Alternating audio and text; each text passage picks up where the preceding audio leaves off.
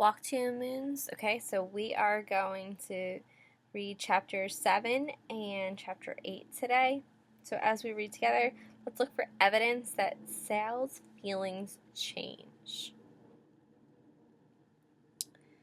Okay, so chapter 7. Illinois. Well, looky here, Graham shouted. The Illinois state line. He pronounced Illinois Illinois, exactly the way everyone in Bybanks, Kentucky pronounced it, and hearing that Illinois made me suddenly homesick for Bybanks. What happened to Indiana? Gramps said. Why, you gooseberry, Gramps said. That's where we've been the past 3 hours, barreling through Indiana. You've been listening to the story of Peavy and Plum and Miss Indiana. Don't you remember Elkhart? We ate lunch in Elkhart. Don't remember South Bend? You took a pee in South Bend. Why, you missed the entire Hoosier State, you gooseberry. He thought this was very funny.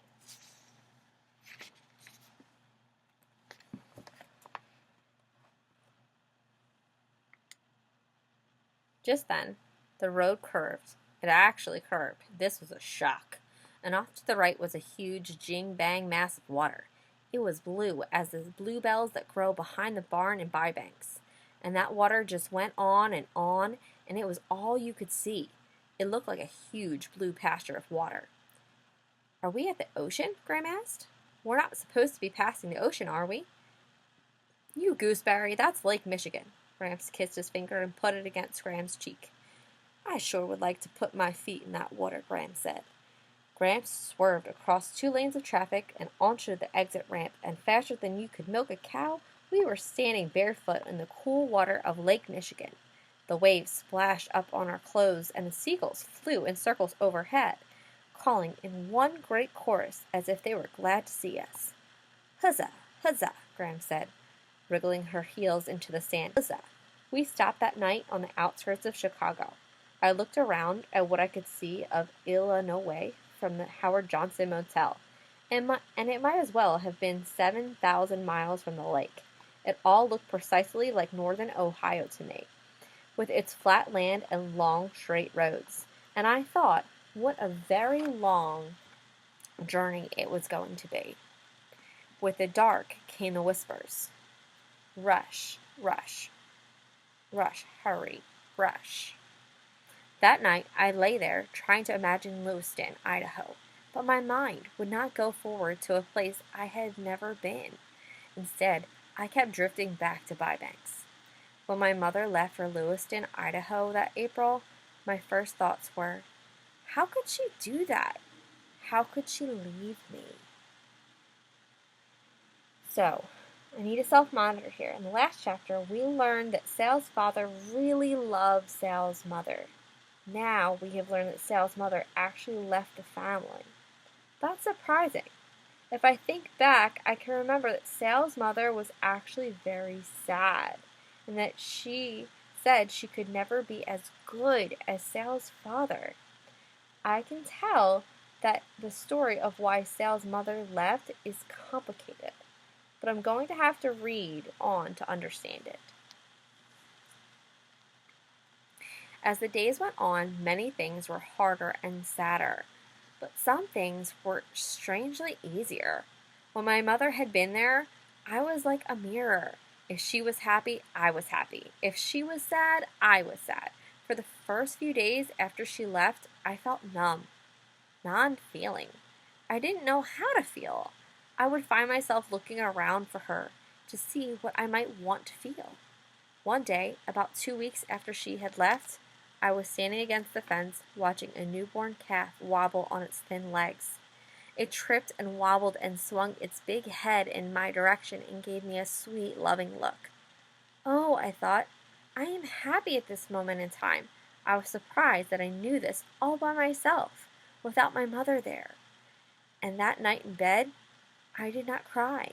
I said to myself, Salmonaka Tree Hiddle, you can be happy without her. It seemed a mean thought, and I was sorry for it, but it felt true.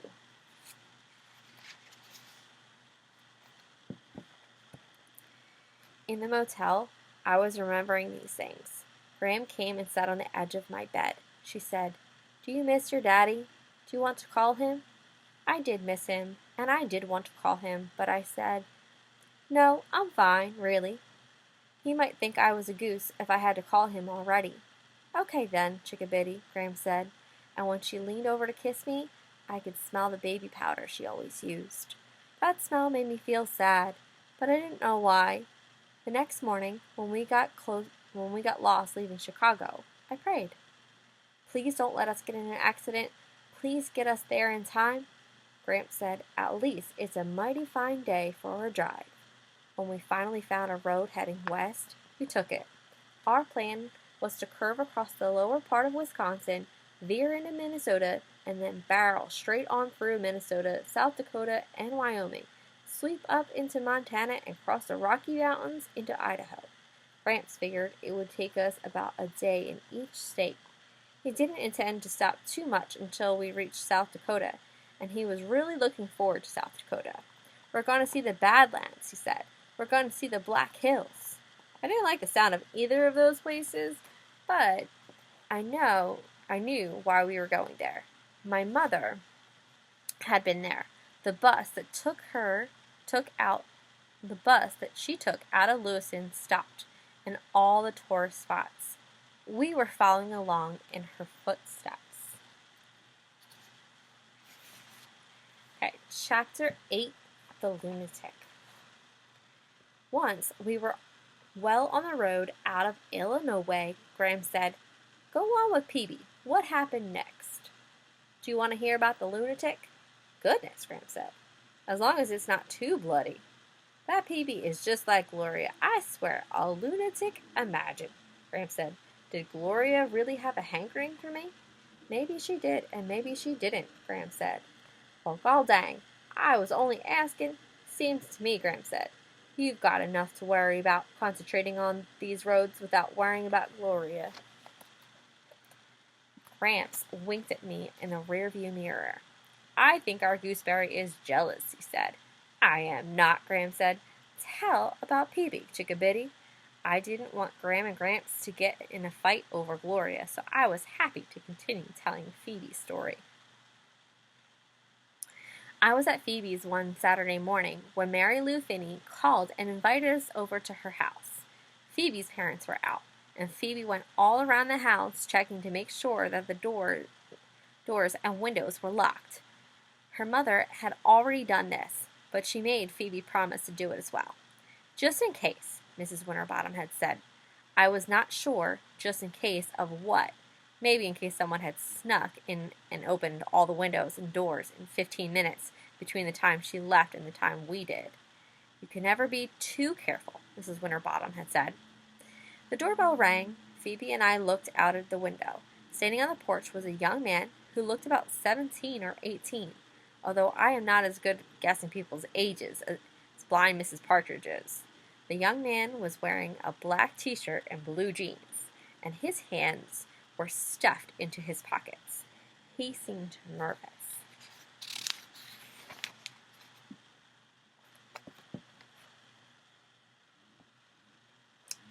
"My mother hates it when strangers come to the door," Phoebe said. "She is convinced that any day one of them will burst into the house with a gun and turn out to be an escaped lunatic."